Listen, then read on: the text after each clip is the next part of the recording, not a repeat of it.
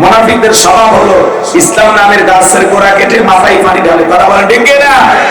মনে রাখবেন, অমুসলিমের দ্বারা ইসলাম যতটা ক্ষতিগ্রস্ত হয়, নামধারী মুনাফিক মার্কা মুসলমানের দ্বারা ইসলাম সবচেয়ে বেশি ক্ষতিগ্রস্ত হয়। তারা সকালবেলা কোরআনের মাহফিলের অনুমতি দিয়ে সন্ধ্যাবেলায় পুলিশ পাঠায় বন্ধ করতো। কথা বলেন ঠিক না? যেন মুনাফিক চেনা বড় কঠিন। সম্মানিত ভাইরা আমার, আমি আজকে মুনাফিকদেরকে নিয়ে আলোচনা করব না, আমি আলোচনা করব আল্লাহর ভিআইপি মুমিন বান্দাদেরকে নিয়ে। বলেন আল্লাহু আকবার। কোনো কথা হবে না, লিখেছেন তাফসীরুল কোরআন মাহফিল, আলোচনা তাফসীর ভিত্তিক হওয়ার দরকার আছে না? একটু জবান ছেড়ে সবাই একটু মহব্বতে আমার সঙ্গে তেলাওয়াত করুন। আউযু বিল্লাহি মিনাশ শাইতানির রাজীম। বিসমিল্লাহির রাহমানির রাহিম। বিতাড়িত মোটা শয়তানের কাছ থেকে আল্লাহ পাকের কাছে আশ্রয় প্রার্থনা চাচ্ছি। পালন করে মাসিক দয়ালু আল্লাহ তাআলার নাম শুরু করছি। আমার আল্লাহ রাব্বুল আলামিন বলেন, قد أفلح المؤمنون। যে কোন আয়াত বা সূরা তাফসীর করতে হলে কোন প্রেক্ষাপটে কোন সময় আল্লাহ তাআলা সেই সূরাটি বা আয়াতটি নাযিল করেছেন, সে নাযিলের প্রেক্ষাপট জানা দরকার আছে না? আরবিতে বলা হয় শানে নজুল। যদি শানে নজুল আলোচনা করা হয় তাহলে তাফসীর বুঝতে সহজ হয়। তাহলে বিশ্ব নবীর উপরে কোন প্রেক্ষাপটে কোন সময় আল্লাহ রাব্বুল আলামিন সূরা মুমিনুন নাযিল করেছেন একটু জানা দরকার আছে না নাই? আমি কি বলবো? রাগ করবেন না তো ইনশাআল্লাহ? একটা তাকবীর, বিল্লাহি তাকবীর। সম্মানিত ভাইরা আমার, বিশ্ব নবীর প্রিয় সাহাবী হযরত ওমর ফারুক রাদিয়াল্লাহু তাআলা আনহু বলেন, আমি মৌমাছির গুনগুন আওয়াজ শুনলাম। ডানে তাকায় মৌমাছি নাই, বামে তাকায় মৌমাছি নাই। হযরত ওমর ফারুক ডেকে বলেন, আমি তখন বিশ্ব নবীর চেহারার দিকে তাকায় দেখি নবীজি ফিসফিস করে কি যেন তেলাওয়াত করতেছেন। হযরত ওমর ফারুক ডেকে বলেন, আমার বোঝার বাকি রইল না, আসমান থেকে নবীজির উপরে কোরআনুল কারীম নাযিল হচ্ছে আর বিশ্ব নবী কোরআনুল কারীম রিসিভ করতেছেন। বলেন সুবহানাল্লাহ। মৌমাছির মতো গুনগুন আওয়াজ হলে কোরআনুল কারীম নাযিল হয়। দপ্তরি ছুটির ঘন্টায় মারে মারে টন টন আওয়াজ হলে কোরআনুল কারীম নাযিল হয়। নবীজি যখন ঘোড়ার উপরে থাকতেন, ওই সময় যদি কোরআনুল কারীম নাযিল হইতো, ওহির ভারে ঘোড়ার পা গুলো বালুর ভিতরে নেমে যেত। বলেন আল্লাহু আকবার। নবী যখন উটের উপর থাকতেন, ওই সময় যদি কোরআনুল কারীম নাযিল হইতো, ওহির ভারে উটের মাথা জমিনের সঙ্গে লেগে যেত। এক সাহাবী রানের উপরে মাথা রেখে নবীজি আরাম ফরমাচ্ছেন, ওই সময় কোরআনুল কারীম নাযিল হলো।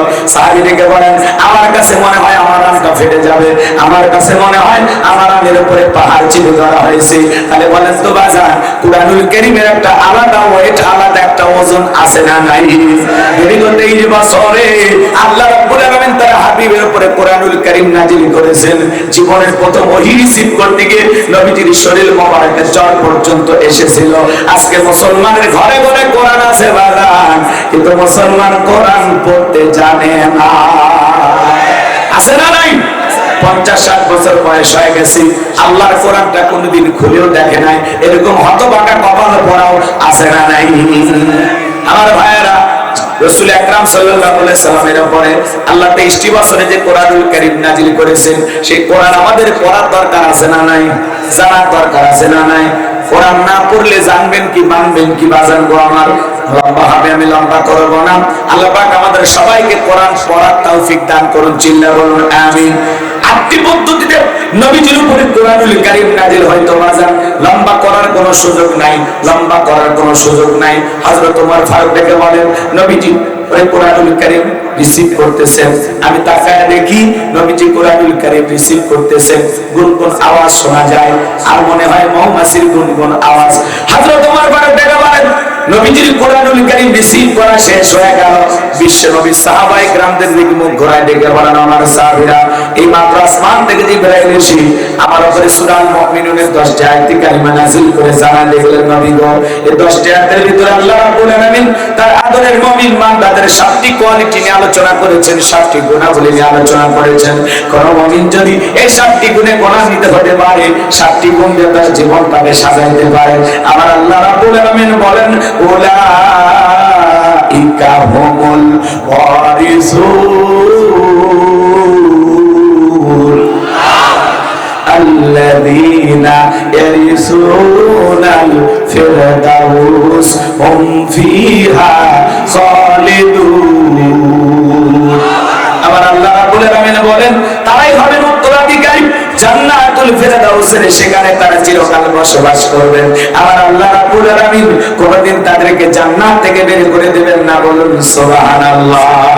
বাবা মারা গেলে ওয়ারিশ সূত্রে সন্তান যেরকম বাবার সম্পত্তির ভাগ পায়, কোন মুমিন যদি এই 7টি কোয়ালিটি অর্জন করতে পারে, 7টি গুণ দিয়ে তার জীবনটাকে সাজাইতে পারেন, তার নামে জান্নাতুল ফিরদাউসের ভিতরে জায়গা বরাদ্দ হবে, বলুন সুবহানাল্লাহ।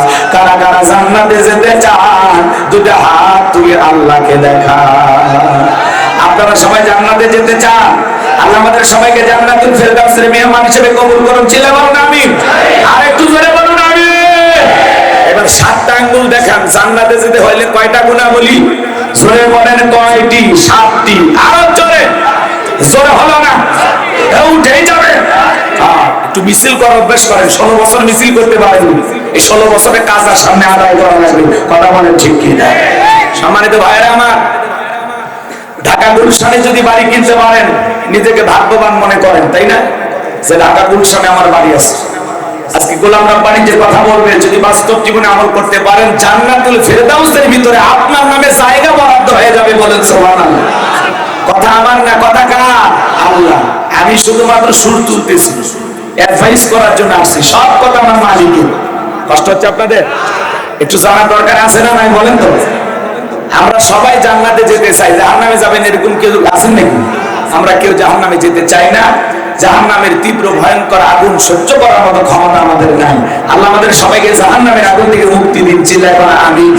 সময় কম বাজান, এইবার চলেন মূল তাফসিরে আমরা প্রবেশ করি। কষ্ট হচ্ছে আপনাদের? আমার ভাইয়েরা, বিশ্বনবী তখন সাহাবায়ে কেরামদের সামনে তেলাওয়াত করলেন। আমার আল্লাহ রাব্বুল আলামিন বলেন ক্বাদ ফালাহাল মুমিনুন। আমার আল্লাহ রাব্বুল আলামিন বলেন অবশ্যই মুমিনেরা সফল, অলরেডি মুমিনেরা সফল হয়েছে তারা ঈমান এনেছে যারা। আল্লাহু আকবার বলেন। সফল হয়েছে কারা? ঈমান এনেছে যারা। আমার ভাইয়েরা, সংক্ষিপ্ত কথা বলে দিয়ে যায়, বর্তমান পৃথিবীর সবচেয়ে ক্ষমতাধর ব্যক্তির নাম কি? কথা কন না, এই ফেরাউন বেঁচে আছে। বর্তমান পৃথিবীর সবচেয়ে ক্ষমতাধর ব্যক্তির নাম হলো ডোনাল্ড ট্রাম্প, আমেরিকার প্রেসিডেন্ট। যারা আমেরিকার প্রেসিডেন্ট হয় এরা পুরো পৃথিবীর নেতৃত্ব দেয়। কথা বলেন না কেন? পুরো পৃথিবীর বর্তমানে সবচাইতে প্রভাবশালী ক্ষমতাধর ব্যক্তির নাম হলো ডোনাল্ড ট্রাম্প। আপনাদের এলাকায় একটা বাজার আছে, 5 বিবি বাজার আছে না? বাজার মনে করেন এই বাজারে আল্লাহর একজন বান্দা তরি তরকারি বিক্রি করে, সবজি বিক্রেতা। আযান দেওয়ার পরে লোকটা যদি মসজিদে গিয়ে মাথা নত করে আল্লাহকে সিজদা দেয়, পৃথিবীর বড় নেতা ডোনাল্ড ট্রাম্পের চাইতে ওই সবজি বিক্রেতা ইমানদারের দাম আল্লাহর কাছে কম না বেশি? তার মানে কি বুঝলেন?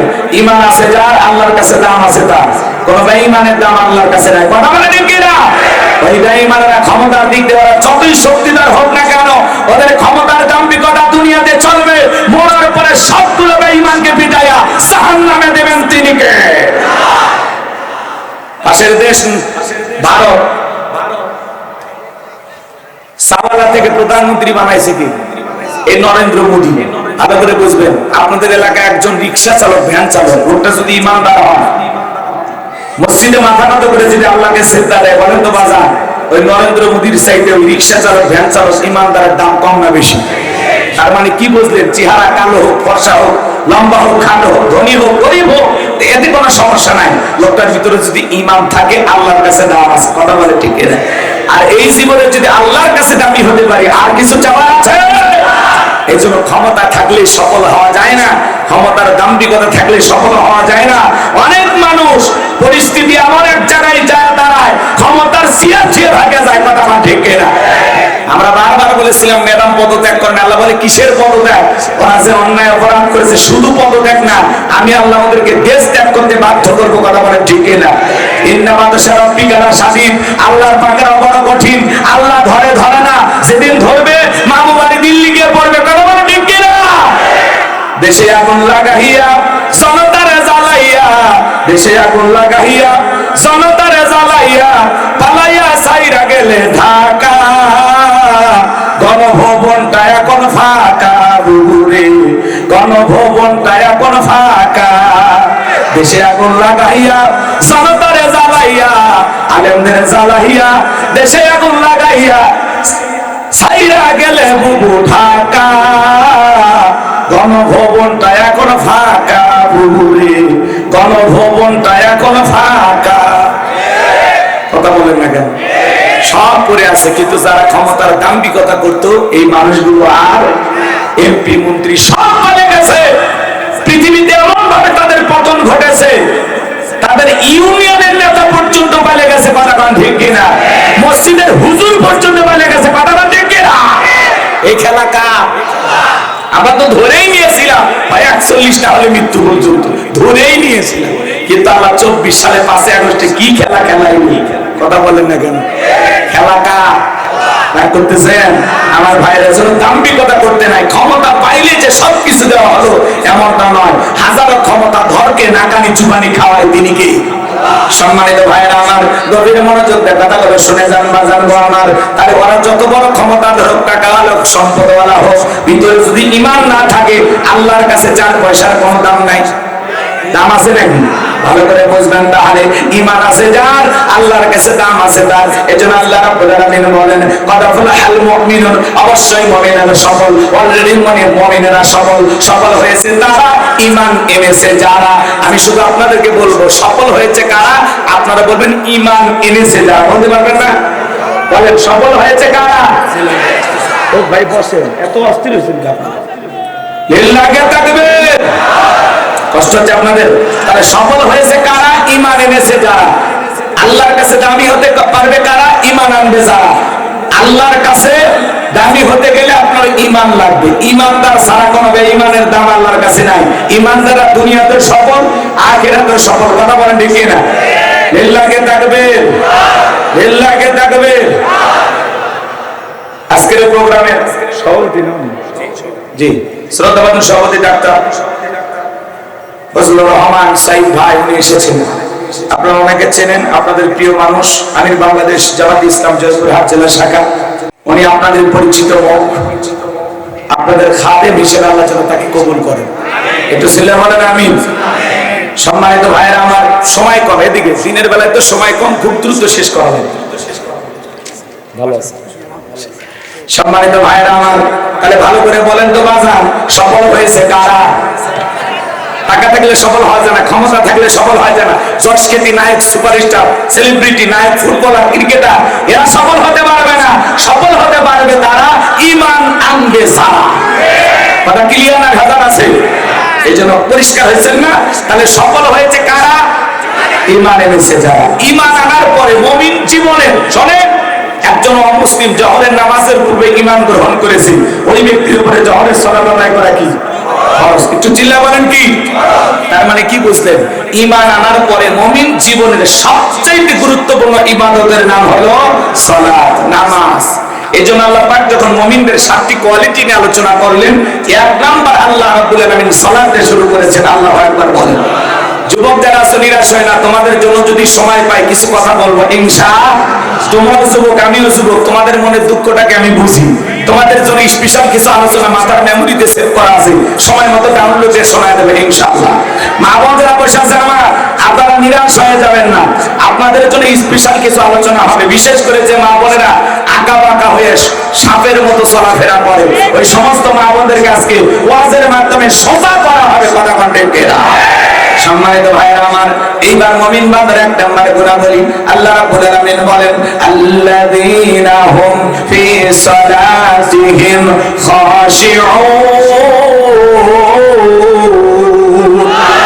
মুমিন বান্দার এক নম্বরে গুণাবলী যারা নিজেদের সালাত বিনয়ের সহিত নম্রতার সহিত খুশু ভাব নিয়ে আল্লাহর ভয় নিয়ে আদায় করে আপনি আমি যখন সালাতের মধ্যে দাঁড়িয়ে যাব বাজার গো আমার কিভাবে সালাত আদায় করব এই আয়াতের ব্যাখ্যায় তাফসীরকাররা লিখেছেন তাফসীর ইবনে কাসির থেকে বলছি বাজার গো আমার তাফসীরকাররা লিখেছেন অন্তরের ভিতরে সুচিন্তা দুশ্চিন্তা কুচিন্তা বিবির কথা সংসারের কথা ব্যবসা বাণিজ্যের কথা দুনিয়াবি কোনো চিন্তা ভাবনা মনের মধ্যে রাখা যাবে না টেনশন মুক্ত হৃদয় নিয়ে আল্লাহ আল্লাহর ভয় নিয়ে নামাজে দাঁড়াইতে হবে।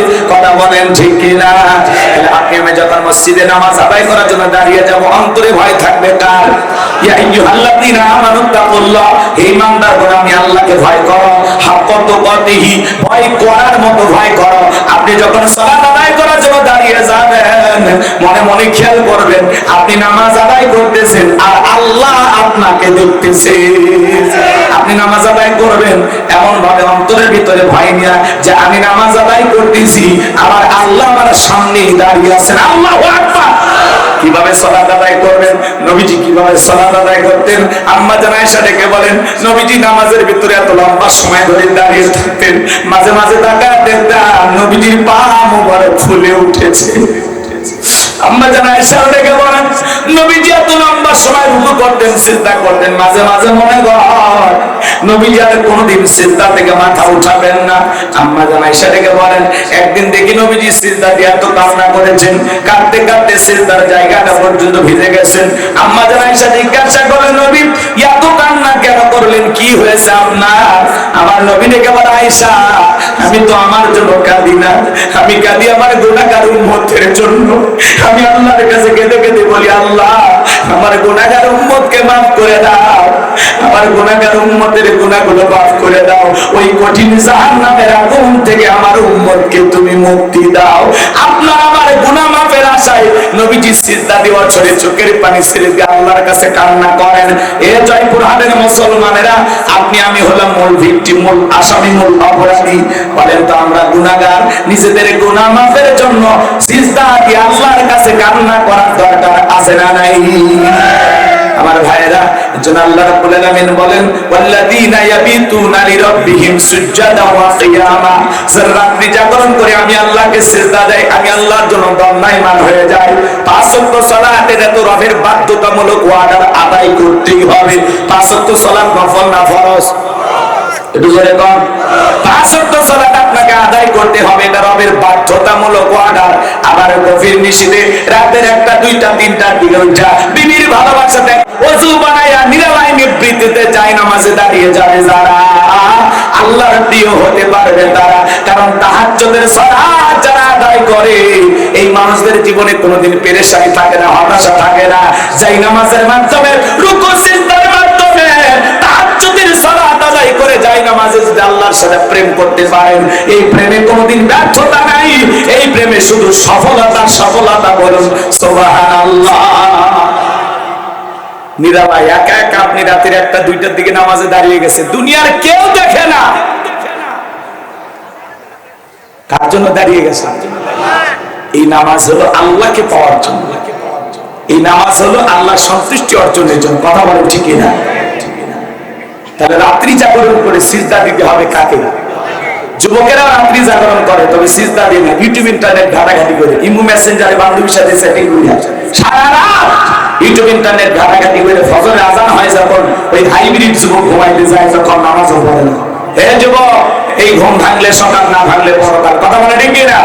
কেমন করে ঘুমাও তুমি, ওরে জয়পুরহাটের যুবক, কেমন করে ঘুমাও তুমি, ফজর করে কাজা, এমন তো হতে পারে ও তোমার জোহরে জানাজা, এমন তো হতে পারে ও তোমার জোহরে জানাজা। কথা বলে ঠিক কিনা? এ যুবক, নামাজটা পড়ে ঘুমের মধ্যে যাবে। কথা কয় নাকি? পাঁচ ওয়াক্ত সালাত যদি আদায় করেন বাজার মুমিন হিসাবে, বলেন তো 5 ওয়াক্ত সালাত আমাদের আদায় করার দরকার আছে না? মুসলমানের কাছে যদি নামাজের ওয়াজ করা লাগে, এর চাইতে বড় দুঃখ আর কি হতে পারে? আপনারা সবাই জানেন নামাজ আদায় করতে হবে, এটা রবের বাধ্যতামূলক অর্ডার। আমরা রবের গোলাম। আজ থেকে 5 ওয়াক্ত সালাত মসজিদে গিয়ে জামাতের সহিত কারা কারা আদায় করবেন? হাত তুলে দেখেন।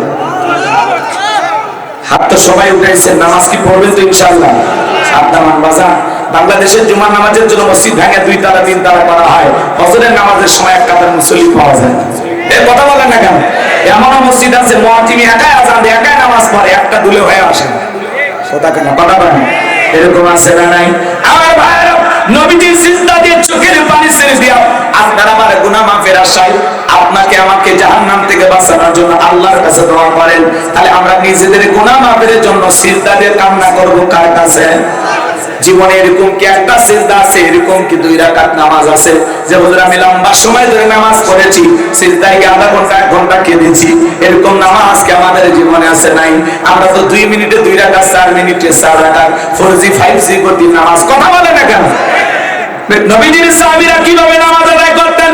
মরুভূমিতে সাহাবায়ে কেরাম যখন নামাজে দাঁড়িয়ে যেতেন, ওই মরুভূমির পাখিগুলো খেজুর গাছ মনে করে সাহাবায়ে কেরামের কাঁধের উপরে, মাথার উপরে বসে থাকতো। নবীজির সাহাবীরা সালাতে এত মনোযোগ, কাঁধে পাখি ধরে থাকে, তারপরে তারা টের পাইতো না। বলুন সুবহানাল্লাহ। আর আপনি আমি নামাজ আদায় করি, মশা যদি পরে হাত এই জায়গায় নিয়ে যায়, আগে মশা মারে, তারপরে সূরা ধরে। আছে না নাই? আছে না নাই? আমার ভাইয়েরা, এরকম নামাজ পড়লে হবে না। নামাজ নামাজের মতো হওয়া লাগবে। এক চাচা এত তাড়াহুড়া করে ওযু করছে, এক টাইম না দিয়ে মসজিদে ঢুকছে, তাই সালা মসজিদ পিছলা খায়া, চাচা একদিক লুঙ্গি একদিক, তাও বলে আল্লাহু আকবার। মানুষ বলে চাচা আগে লুঙ্গি ঠিক করে না, তাই আগে জামা ধরে। এরকম লোক আছে না নাই? এত তাড়াহুড়ো করে নামাজ আদায় করলে হবে না। বাজার আমার, আমাদের মন নামাজের ভিতরে যখন আমরা দাঁড়িয়ে যাই, আমাদের মন বড় অস্থির। দুনিয়াবি নানান চিন্তা ভাবনা নামাজের মধ্যেই মনে হয়। মাঝে মাঝে দুনিয়াবি এত কথা নামাজের মধ্যে মনে হয়। নামাজ 2 রাকাত না 3 রাকাত মনে থাকে না। নামাজ পড়ে মাছ বিবি মন চলে যায় জয়পুর হাটে। কথা বলেন না কেন? নামাজ পড়ে বগুড়া মন চলে যায় বগুড়া। নামাজ পড়ে বগুড়া মন চলে যায় মাগুরা যায়। এরকম মন। আমরা নামাজে দাঁড়াইয়া নানান চিন্তা ভাবনা, এত কথা নামাজের মধ্যে মনে হয়। মাঝে মাঝে সিজদা 2টা দিছি না 1টা দিছি, তাও মনে থাকে। কথা বলেন, এরকম নামাজে আছে না নাই? আবার অনেকে নামাজের মধ্যে দাঁড়াইয়া মসজিদের ফ্যান কয়টা গণা শেষ। কথা বলেন, নামাজের মধ্যে দাঁড়ায় এদিক ওদিক তাকায়, দাড়ি চুলকায়, লুঙ্গি ঠিক করে। তোমার লুঙ্গি এত খুলে যায়, রশি না। কথা বল না। এরকম নামাজ আছে। এই নামাজ দেখে জান্নাত পাওয়া যাবে। আর যখন রমজান মাস এসে, বাপ রে বাপ,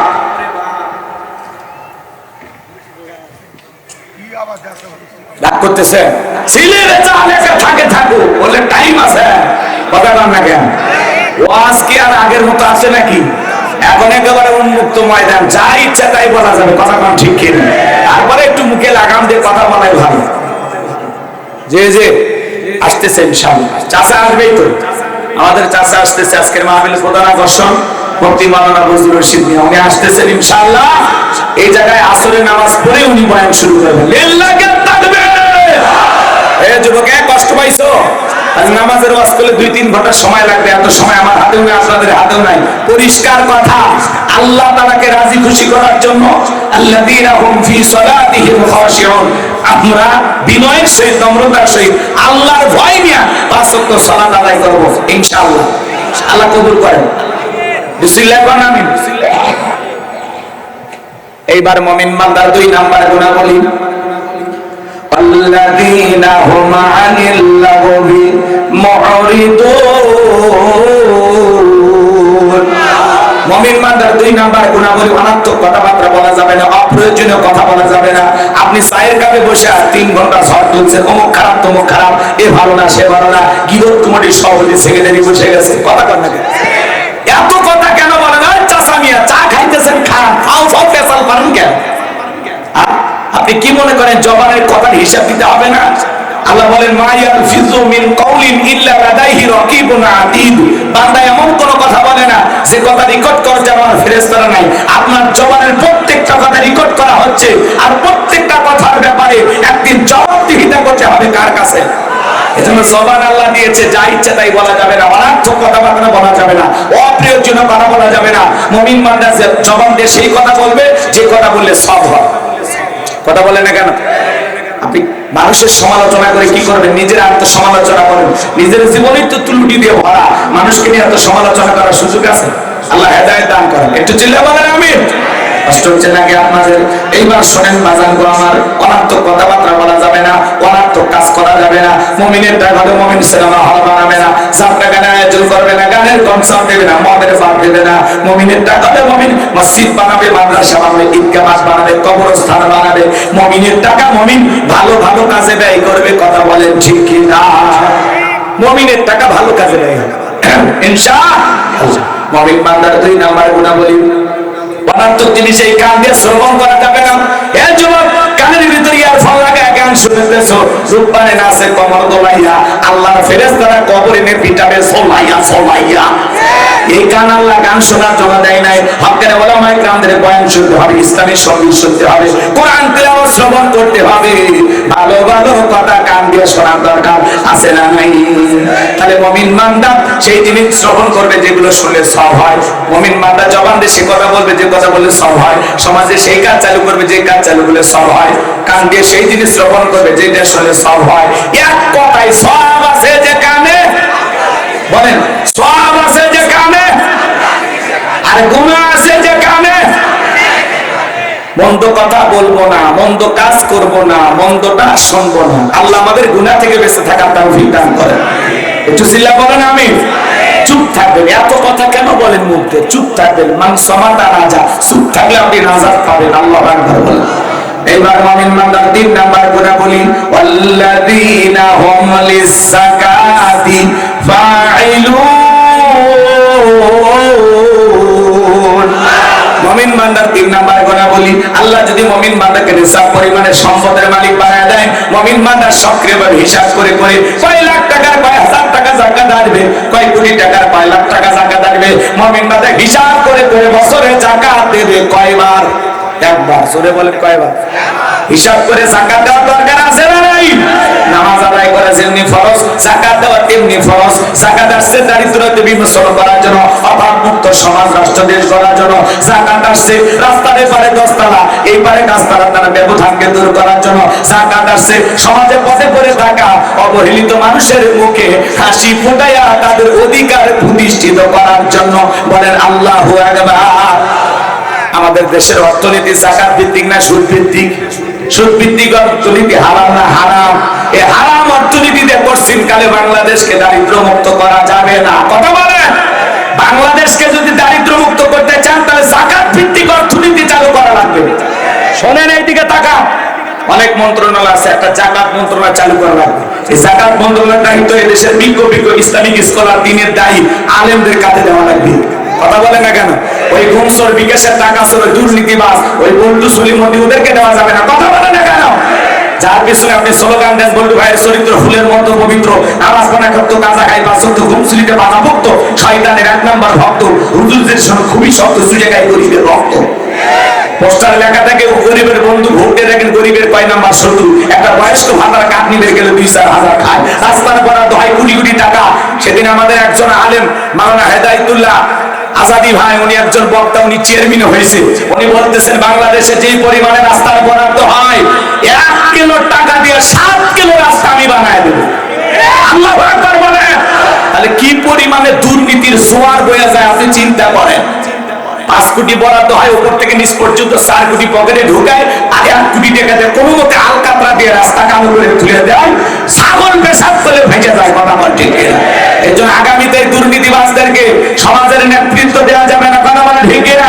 চাঁদাবাজ মুক্ত, সন্ত্রাস মুক্ত, টেন্ডারবাজ মুক্ত একটা সমাজ করার দরকার আছে না নাই? যোগ্য নির্ভীক আল্লাহ ওনারাই সমাজের নেতৃত্ব দেবে। কথা বলে ঠিক কিনা? আগামীতে কোন দুর্নীতিবাজ যেন আপনার আঙ্গুলের ছাপ নিয়ে ক্ষমতার চেয়ারে না বসতে পারে, এটা মাথায় রাখা লাগবে। কষ্ট হচ্ছে আপনাদের? সম্মানিত ভাইয়েরা আমার, দিল দিয়ে কথাগুলো বোঝার চেষ্টা করবেন। আলেমেরা কি করবে শোনেন, আলেমেরা ধনীদের তালিকা করবে। এদেশের অধিকাংশ ধনী হিসাব করে যাকাত দেয় না। উনি ধনী মানুষ, যাকাত দেশে 1 কোটি টাকা, কোনো মতে 5-10 লাখ টাকা যাকাত দিয়ে নিজের 90 লাখ টাকা যাকাত নিজেই বেরিয়ে খায়। কথা কয় না, কথা কয় না, কথা কয় না। উনি ধনী মানুষ, যাকাত আসছে 10 লাখ টাকা, 2-3 লাখ টাকা নাম মাত্র দিয়ে 6 লাখ টাকা নিজেই মেরে খায়। কথা বলেন, কথা বলেন। আরে দেশের মানুষ যাকাত পাইছে, যাকাত মানে শাড়ি লুঙ্গি, যাকাত মানে কি শাড়ি লুঙ্গি? এমন লুঙ্গি কিনে দেয় 200 টাকা দাম, লেচর লুঙ্গি পরে থাকলে ওর জান্নাত জাহান্নাম সব বোঝা যায়। কথা বলেন না কেন? এমন শাড়ি দেয় 300 টাকা দাম, ধুয়ে দিলে শাড়ি না মশারি খুঁজে পাওয়া যায় না। এই ধনী, এই শাড়ি তোর বউরে পরাবি, এই শাড়ি তোর মেয়েরে পরাবি। কথা বলেন ঠিক কিনা? যাকাত মানে শাড়ি লুঙ্গি না, 5000 শাড়ি লুঙ্গি দেওয়ার দরকার নাই, 200 দাম মান সম্পন্ন রুচিশীল কাপড় দেয়। হযরত ওমর ফারুক বলেন যাকাতের অর্থ মানে শাড়ি লুঙ্গি না। হযরত ওমর ফারুক বলেন তোমরা যাকাতের অর্থ এমন ভাবে দাও যাতে ওই ব্যক্তি যাকাতের জন্য আর কারো দুয়ারে হাত না পাবে। আল্লাহু আকবার বলেন। এই ছেলেরা বেকার বসে আছে, যাকাতের টাকা দিয়ে 1 লাখ 1.5 লাখ টাকা দিয়ে 5 বিবিতে একটা দোকান ধরায় দেন। আল্লাহ চাইলে 5-7 বছর ব্যবসা বাণিজ্য করে সে নিজের ভবিষ্যতে যাকাত দেবে। কথা বলে ঠিক কিনা? এলাকা থাকবে। আজকের মাহফিলের প্রধান আকর্ষণের আগমন আমাদের মাথার তাজ মুফতি মাওলানা বজলুর রশিদ মিয়া চাচা আগমন। এলাকা থাকবে। এইবার এসে গেছে আমাদের বাপ জানা এসে গেছে, টেনশন না, আপনারা বসে যান। হ্যাঁ জি জি বলতে কষ্ট হচ্ছে আপনাদের, শোনেন। তাহলে আমার ভাইয়েরা আলেমেরা কি করবে? সমস্ত ধনীদের তালিকা করবে। এই ধনী মানুষ বলেন ব্যাংকে কত টাকা আছে, বালিশের নিচে কত, গোপন সিন্ধুকে কত, বইয়ের অ্যাকাউন্টে কত, সাদা কত, কালা কত। আপনার টাকা আসছে 2,75,72,500 টাকা। ধনী যাকাত দেবে না, ধনীর কাছ থেকে যাকাত আদায় করা হবে। আল্লাহু আকবার বলেন।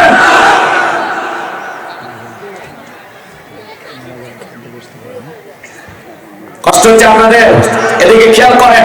ধনী যাকাত দেবে না, যাকাত কি করা লাগে? কথা বলেন না কেন? শোনেন, মুসা আলাইহিস সালামের নাম আপনারা শুনেছেন। 2 মিনিটের কথাটা বলে দিয়ে যায়। শোনেন, আল্লাহর পয়গম্বর মুসা আলাইহিস সালাম কারুনের কাছে যা বলে, কারণ যাকাত দিতে হবে। কারণ দেখে বলে আমি যাকাত দিতে পারবো না। আল্লাহর পয়গম্বর মুসা আলাইহিস সালামের রাগ কম না বেশি? মুরব্বীকে বসায় রেখে ওয়াজ করা কঠিন, কথা বলছেন। হ্যাঁ, যিনি আমাদের গুরু, আমাদের মুরব্বী, তাকে বসায় রেখে কথা বলা। তারপর আপনি যেহেতু নামাজের পরে কথা বলবেন, একটু নামাজ পর্যন্ত ধৈর্য ধরবেন তো ইনশাআল্লাহ। ওনাকে মাইক দিতে পারলে আমিও খুশি। রাগ করতেছেন? এবার শোনেন, আল্লাহর পয়গম্বর মুসা আলাইহিস সালামের রাগ কম না বেশি? যে নবী রেগে গেলে মাথার টুপি বের করে চুল খাড়া হয়ে যায়, আজরাইলকে পর্যন্ত থাপ্পড় বসায় দেয়। কথা বলেন এখানে। ফিরআউনের এক কিপ্তিকে এক খুঁচি দিয়ে দুনিয়া থেকে বিদায় করে দিয়েছে। আল্লাহু আকবার বলেন। সেই নবী মুসা আলাইহিস সালামের চেহারার দিকে তাকাইয়া কারণ বলতেছে এত রাগ করার দরকার নাই, কত টাকা যাকাত দিতে হবে? মুসা আলাইহিস সালাম ডেকে বলে 2.5% দিতে হবে। বলে ঠিক আছে, আমার একটু সময় দেন, আমি একটু হিসাব নিকাশ করে আপনাকে জানাবো। বাজান গো আমার, এইবার কারণ হিসাব নিকাশে বৈশাখ আছে। এই কারণকে আল্লাহ এত সম্পদ দিয়েছিল, 70টা উঠলে তো চাবি বহন করতে। চাবি যদি এত হয় তালা কত, আর তালা যদি এত হয় সিন্ধুকে মাল কত, ছোট মাথায় ধরবে না। কারণ এইবার হিসাব নিকাশ করে দেখে এত পরিমাণে যাকাতের অর্থ আছে। হাজার হাজার কর্মচারী দিয়া সারা রাত সারা দিন যদি যাকাতের টাকা দেওয়া হয়, এরপরে টাকা শেষ হবে না। এমনিতে কৃপণ, পায়ে স্যান্ডেল দেয় না, ক্ষয় যাবে বলে, গায়ে জামা পরে না, ছিঁড়ে যাবে বলে, সেই কৃপণ কি এত টাকা যাকাত দিতে পারে না? সে তখন কি করলো? এলাকায় একটা 2 নাম্বার মহিলা ছিল সর্দার। এই সর্দার নামের পতিতার কাছে যা বলে, সর্দারি তোরে 2 বস্তা টাকা দেবো, অ্যাডভান্স হিসেবে আজকে 1 বস্তা টাকা দিলাম, আর আগামীকালকে সাক্ষী দেওয়ার পর আর 1 বস্তা টাকা দিব। বিনিময়ে আল্লাহর নবী মুসা আলাইহিস সালাম যে মসজিদে দাঁড়ায় মানুষকে আল্লাহর পথে আহ্বান করবে, ওই ভরা মসজিদে দাঁড়ায় একবার শুধু বলবি, নবী মুসা দিনের বেলা বাস করে আর রাতের বেলা আমি সর্দার সাথে রাত কাটাই। বাস এতটুকু কথা বললে যথেষ্ট। সর্দার রাজি হয়ে গেল। পরের দিন সকালবেলা আল্লাহ নবী মুসা আলাইহিস সালাম ভরা মসজিদে হাজার হাজার জনতাকে আল্লাহর পথে আহ্বান করতেছেন। নবী মুসা আলাইহিস সালাম দাওয়াতি কাজ করতেছেন। ওই ভরা মসজিদে মুসা আলাইহিস সালামের আলোচনা শোনার পরে সর্দার পাশান হৃদয় গইলা চোখ দিয়া পানি ঝরতেছে। একটু জোরে বলেন না আল্লাহু আকবার। আমার ভাইরা কারণ ইশারাতে বলে তাড়াতাড়ি দাঁড়া, বলে আর একটু শুনি। 2 লোক পাঠায় দিল। ওরা যা বলে, গতকালকে নেতা 1 বস্তা টাকা দিয়েছি অ্যাডভান্স হিসাবে, আজকে 1 বস্তা টাকা রেডি আছে, সাক্ষীটা দিয়ে টাকার বস্তাটা নিয়ে বাড়িতে চলে যা। সর্দার বলে না, আর একটু শুনি। বলে না, শুনতে দেওয়া যাবে না। 2 জন 2 হাত ধরে ভরা মসজিদে জোর করে দাঁড় করে দিল। যখন কারণ হাত মেরে দাঁড়ায় বলে, মুসা রে ওয়াজ বন্ধ কর, টাকা দেখ। 2 নাম্বার মহিলা দাঁড়াইছে। মহিলাটা 2 নাম্বার, 1 নাম্বার মুসা নবী কি জানে? রতনে রতন চেনে। কথা বলেন। আজ সমাজে দেখবেন আলেম ওলামা যেমন হক কথা বলে, সুদের কথা বলে, ঘুষের কথা বলে, মসজিদে দাঁড়িয়ে সুদের কথা বলা যায় না। সুদখোর সভাপতি সেক্রেটারি ভাই বসে আছে, কথা বলেন না কেন? হক কথা বলা যায় না। আজ মাঝে মাঝে দেখবেন বাংলাদেশে তাফসীরুল কোরআন মাহফিলে হঠাৎ করে আলেমদেরকে বাধা দিয়ে বলে, হুজুর আপনার ওয়াজ বন্ধ করেন, আপনার ওয়াজ লাইন ছাড়া। হুজুরকে যারা বলবে আপনার ওয়াজ লাইন ছাড়া, হুজুরের ওয়াজ লাইন ছাড়া না, তোর জীবন লাইন ছাড়া, আর তুমি বেটা একটা তার ছেড়া। আলেমদেরকে কথা বলতে যারা বাধা দেয়, মনে রাখবেন আমাদের আফসোস হয় ওই জায়গায়। বাংলাদেশে যাত্রার প্যান্ডেলের রাত 12টার পরে নর্তকীর গায়ে একটা সুতার কাপড় থাকে না, ওখানে 144 জারি করা হয় না। যারা বাংলাদেশে তাফসীরুল কোরআন মাহফিলে 144 জারি করে কোরআনের কথা বন্ধ করে দেয়, আমার বিশ্বাস ওদের জন্ম মুসলমানের ঘরে হতে পারে না। এই জন্য ভাইয়েরা আমার, আগামীতে যেন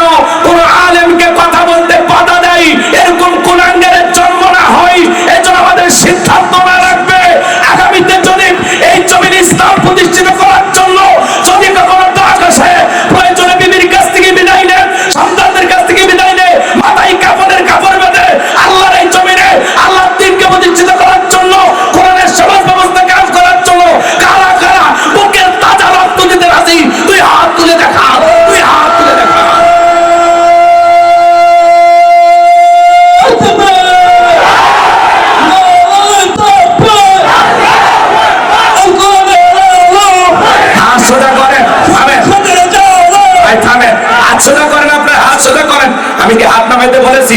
এই যে মাঝে মাঝে হাত বেঁকা দেখা যায়, দুই হাত সোজা করার শক্তি নেই। আপনি পুরুষ মানুষ, দুটি ভিটামিন ক্যালসিয়াম মাঝে মাঝে কিনে খাবেন, একেবারে দুর্বল হলে চলতে পারেন। সোজা করেন, সোজা করেন, সোজা করেন।